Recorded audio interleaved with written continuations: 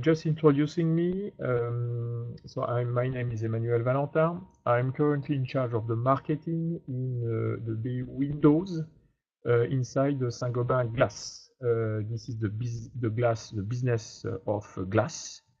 And in this business, we are pretty sensitive to the daylighting topic because, of course, and this is what I want to explain you, the daylight is an important topic for the indoor comfort. And I would say that the window and therefore the glass can bring a lot in this kind of topic. So let's start with the daylighting training. It will be mainly 4 parts: a short introduction, the basic principle, and then how can we characterize the performance and how can we design better building with good daylighting. So first, daylighting in general. I see some comment. Still okay? The sound is still okay? Can you confirm? Because I don't want to move further if there is any issue. All okay. Okay, great. So the main point is that clearly the humans are, I would say, we are pretty sensitive and on a positive way on the daylight. And in fact, we are more and more with the current way of life, we are more and more indoors. So this is a very important point. We spend, I would say, probably around between 80 and 90% of our time indoors. This is an important point because our, I would say, internal clock, if I can say, the circadian clock, is more or less, I would say, set on 24 hours. But the more or less is an important point. In fact, the 24-hour of our internal clock is not very precise. And the light and the cycle of the light during the day is very important to synchronize it and to avoid any, I would say, mismatch between the clock and between the hour frequent around the day. So the synchronization by the natural light is something which is crucial on the good mood and also the good health that the human can have. If, for example, you have a bad synchronization, you can have several, I would say, diseases.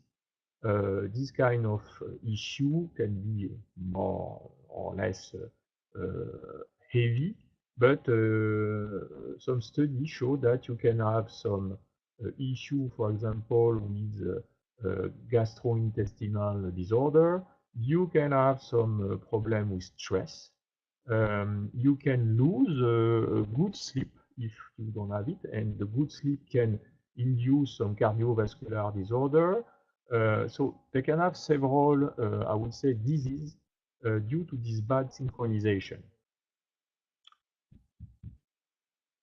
So the daylight is in some way a way to, I would say, ensure that you have you avoid some issue with health, and in some times it can have also some impact on the health, but also the well-being and the happiness. I did not put it in the presentation, but the Nobel Prize of 2017 is for the Medicine Nobel Prize was given to people that demonstrate the link between the circadian cycle and the physiological impact that you can have on the human being. So this is exactly what I am explaining. So now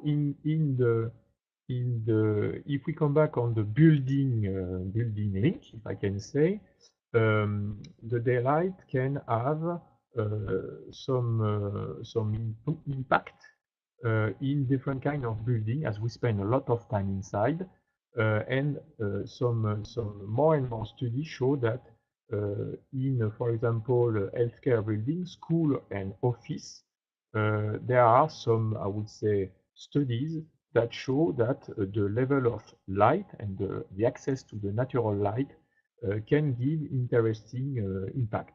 So typically in school, you can have better learning. In office, you can increase the productivity.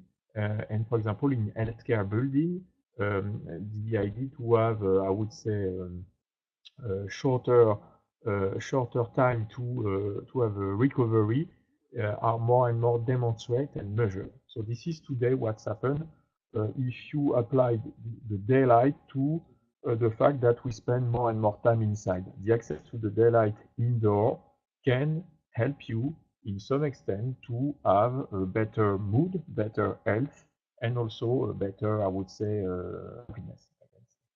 So this is more or less what I said before.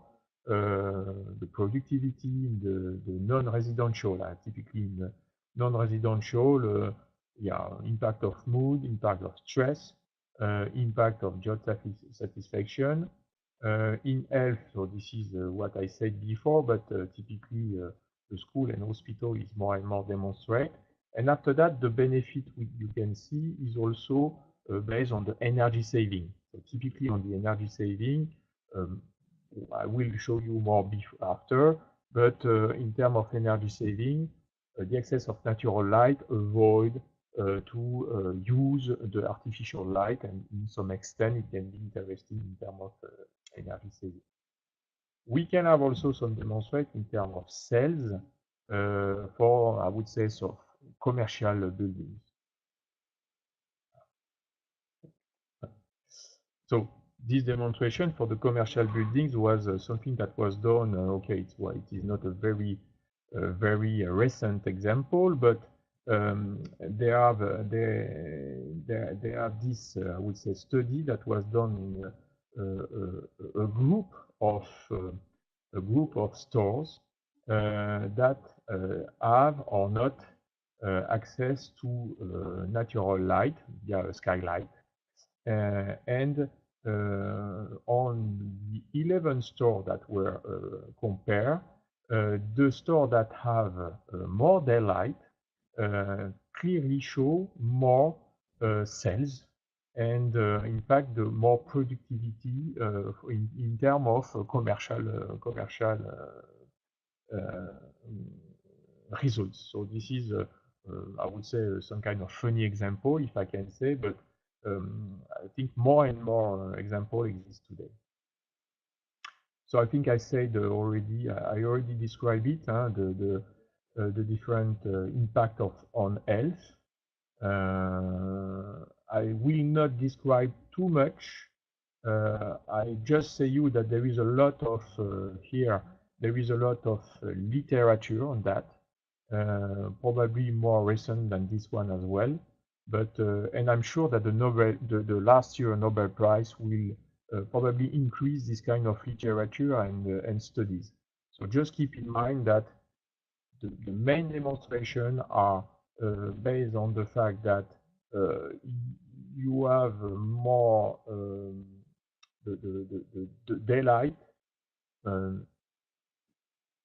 help to I would say synchronize the circadian cycle, and the access on a certain part of the spectrum of the light can give you also some kind of better mood. So this is the point. After that, depending on which building you are, etc., you will see different kind of positive benefit. This is the point.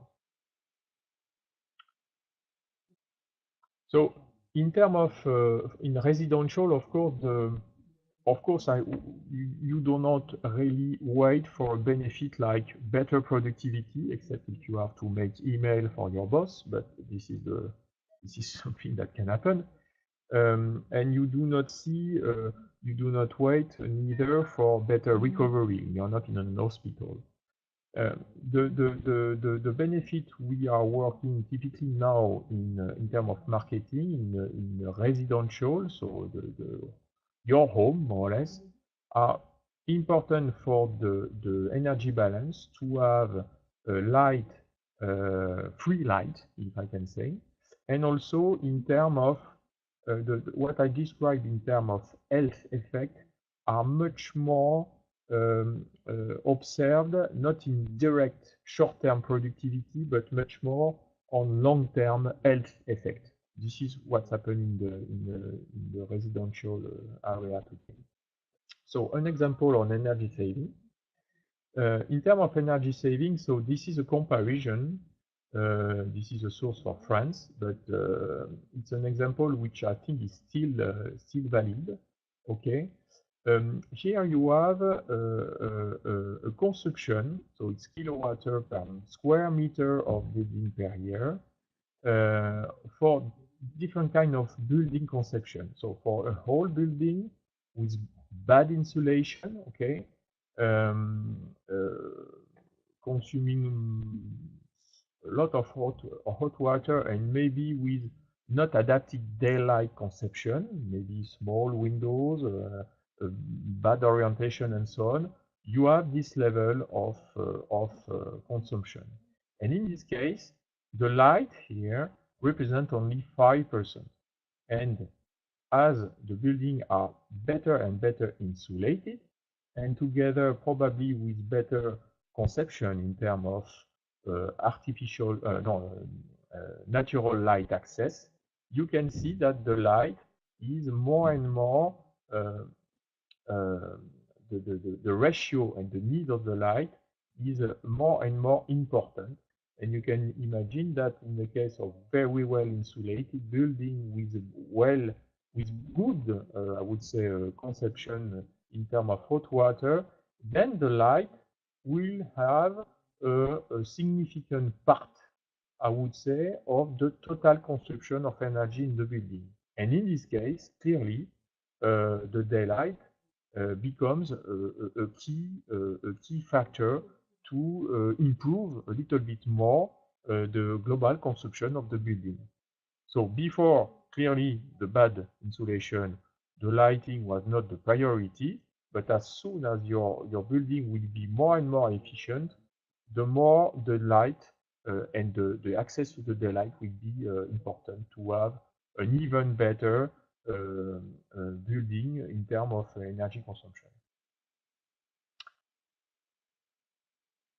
This is another example of what can happen.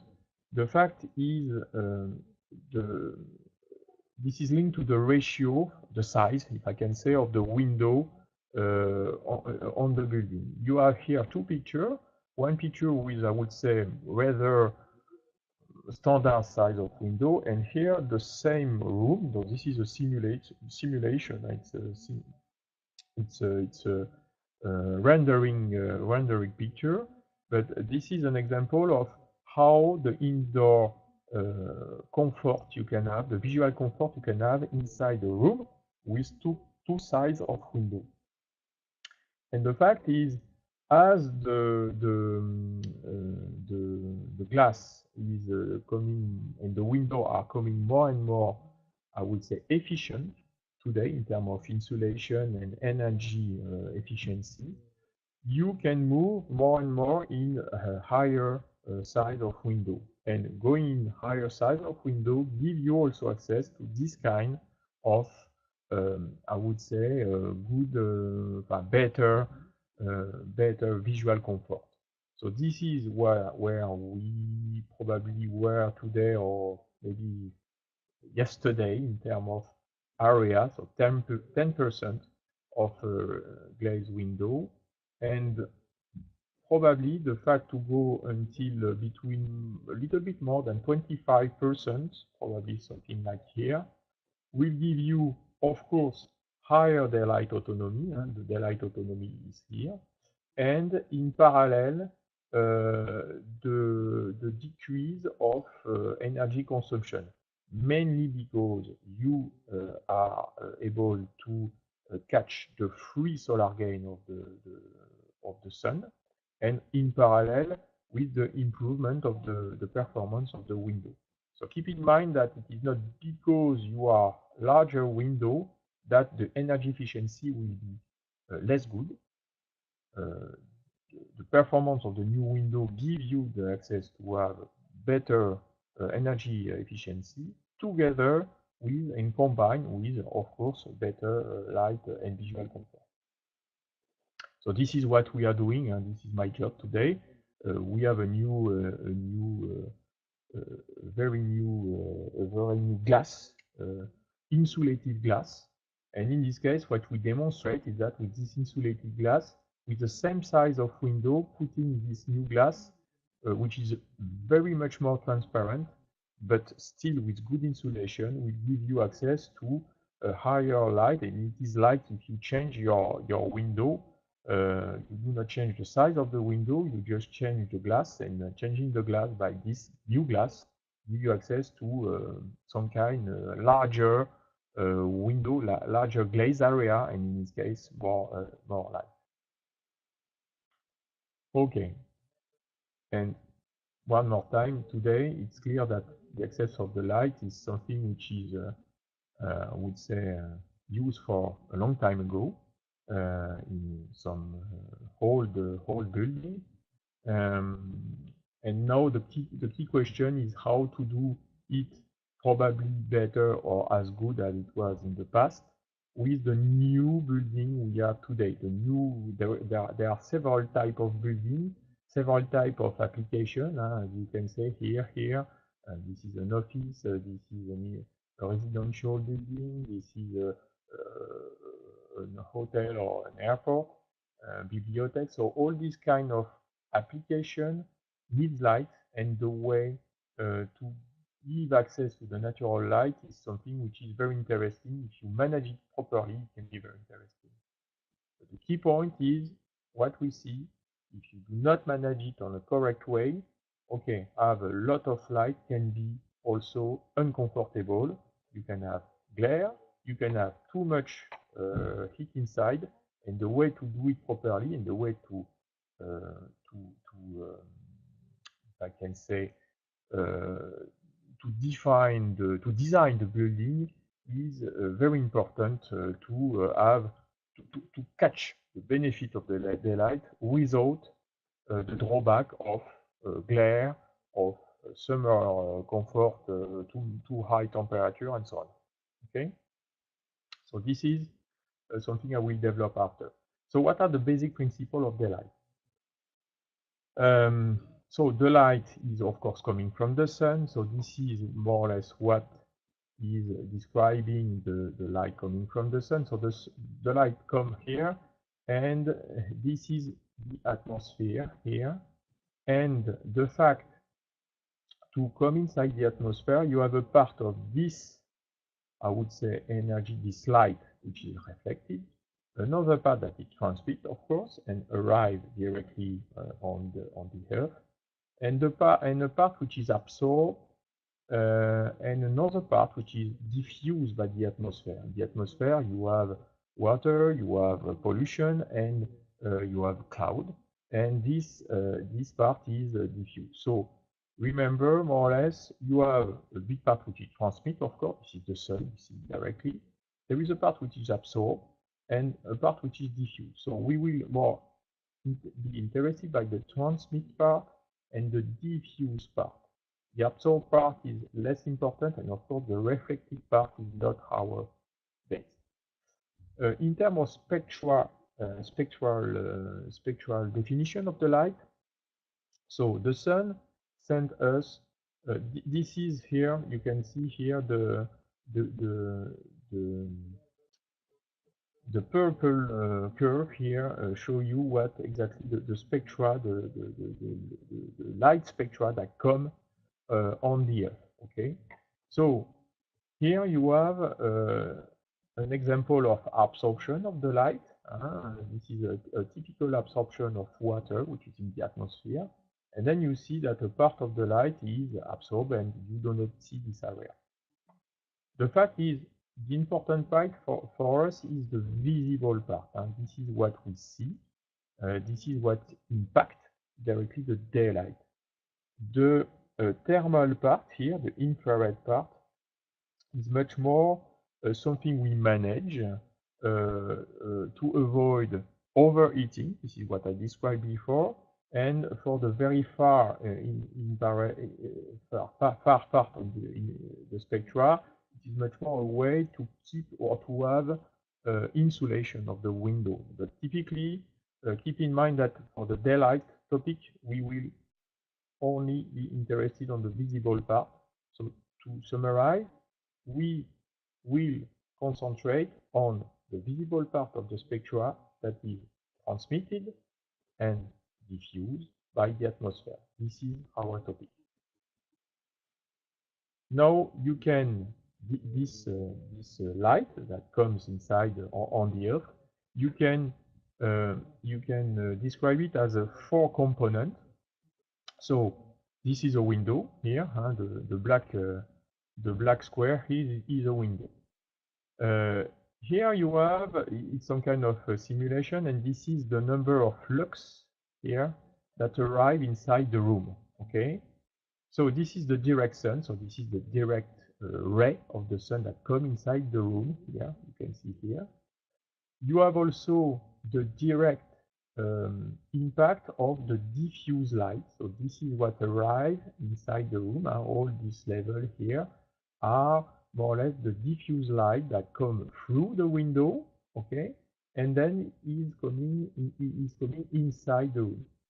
And after that, you have what is indirected generated in terms of light inside the room. So this is the bottom part here. This the light you have here, okay, that reflect on the wall, give you indirect I would say light source on the wall. So this is what we call the indirect sun.